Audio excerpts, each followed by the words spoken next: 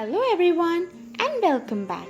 In the past 3 videos, we saw the 3 steps in the temptation of Eve by Satan. They are Step 1, maximizing the restrictions. Step 2, minimizing the consequences. Step 3, twisting the truth.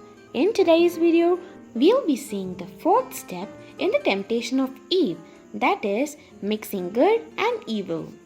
When we first hear the term mixing good and evil, what comes to your mind first? Well, let us see about that in this video. Satan tempts you. He confuses you to a state where you confuse the good with evil and the evil with good. This was the same case with Eve also.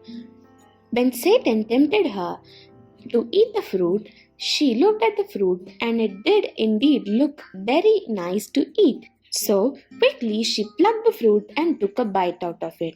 Here, Satan tries to tempt people by making them to think that whatever they are headed for is right.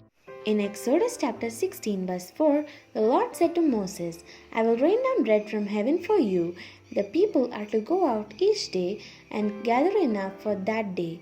In this way, I will test them and see whether they follow my instructions." Now, the people thought that it was good to keep for the next day also, which was not permitted by the Lord. The thought of good to keep for the next day ended up in disobedience, and it angered the Lord a lot. Can you see that in both the cases of Eve as well as the people of Israel disobeying the word of the Lord by mixing the thought of good which originally had evil in it?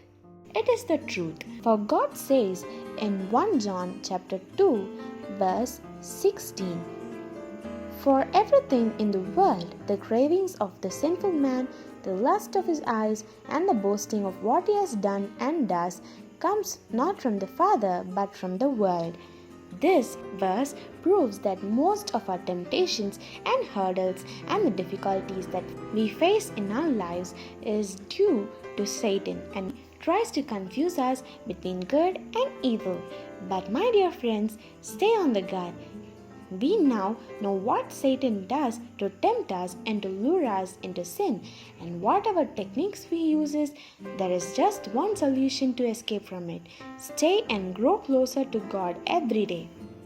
So now from today's video we have learned that Satan tries to tempt us by mixing the good with evil, but we know for sure that we can overcome that temptation when we grow in faith and believe in God Almighty with all our heart.